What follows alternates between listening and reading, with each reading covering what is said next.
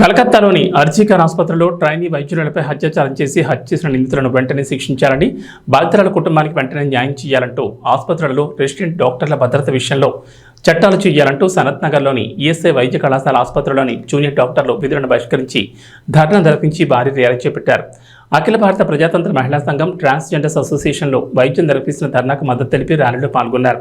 ఈ సందర్భంగా అఖిల భారత ప్రజాతంత్ర మహిళా సంఘం నాయకురాలు ఆశాలత మాట్లాడుతూ, దేశంలో మహిళా డాక్టర్లపై అత్యాచారాలు, హత్యలు పెరుగుతున్నాయని, గతంలో నిర్భయ, దిశ లాంటి సంఘటనలు జరిగినప్పటికీ చట్టాలు కఠినంగా లేకపోవడం వల్ల ఇలాంటి సంఘటనలు పునరావృతం అవుతున్నాయని చెప్పారు. నేరస్తులను కఠినంగా శిక్షించి బాధితుల కుటుంబానికి న్యాయం చేయాలని డిమాండ్ చేశారు.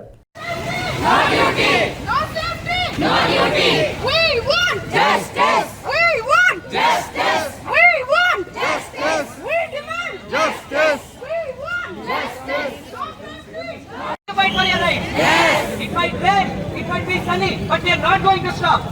We are going to march fast, and actually it is a heinous crime. It happened, and it's not happening anywhere. We should have a proper laws also for this one, and we extend our solidarity. విద్యార్థులు కానీ, junior doctors కానీ, nursing staff కానీ, అందరూ all medical personnel they are involving in this rally. So every person has to be participate in this rally to condemn this brutal incident.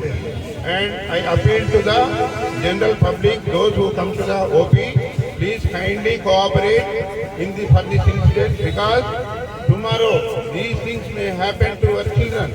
So for this future, please cooperate and participate also. General public also be participated.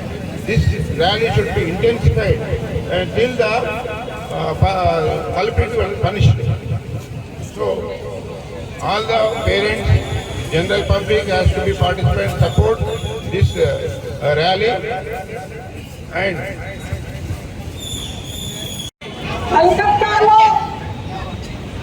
ఒక మహిళా minister, chief minister కలకత్తాలో 9వ తారీఖు గంట జరిగిన తర్వాత police FIR చేయకుండా అమ్మాయి ఆత్మహత్య చేసుకున్నదని నిర్ణయించింది.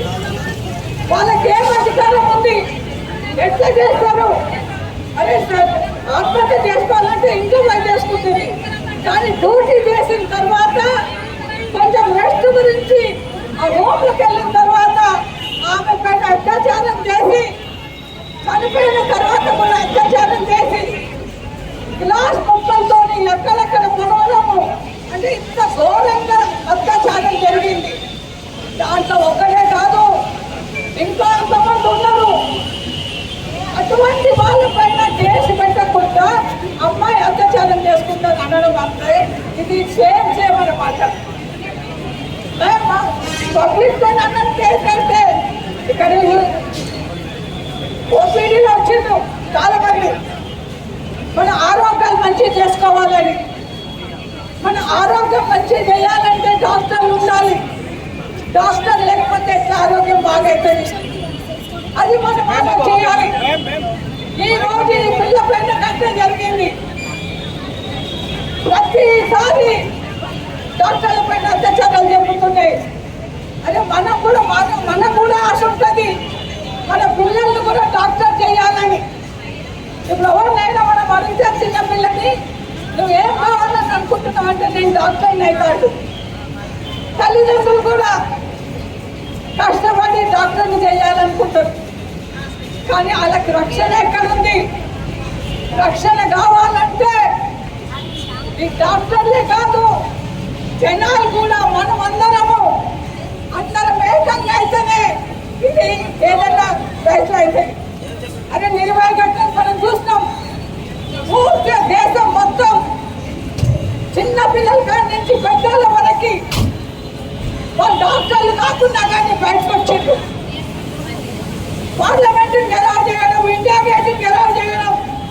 అప్పుడు ఒక 14 జస్టిస్ వర్మ చట్టాలు తెచ్చి చట్టం ఎంత తొందరగా అయితే అంత తొందరగా కావాలని. కానీ ఇప్పుడు కూడా ఆ చట్టాలు వచ్చినాయి. ఆ చట్టాలు ఒక డస్ట్బిన్ చేసి పెట్టిందనమాట. అది అమల్లో అయితేనే లేవు అసలు. అది అమల్లో కావాలంటే ఇది ప్రభుత్వ బాధ్యత, కేంద్ర ప్రభుత్వ బాధ్యత, స్టేట్ ప్రభుత్వ బాధ్యత.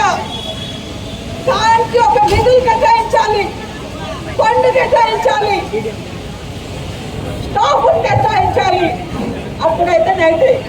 కానీ ఇప్పుడు ఎవరైనా ఏం చేసినా అయిపోయిందిలే ఇక మళ్ళీ వస్తుందా అన్నట్టు చేస్తూ ఉన్నారు.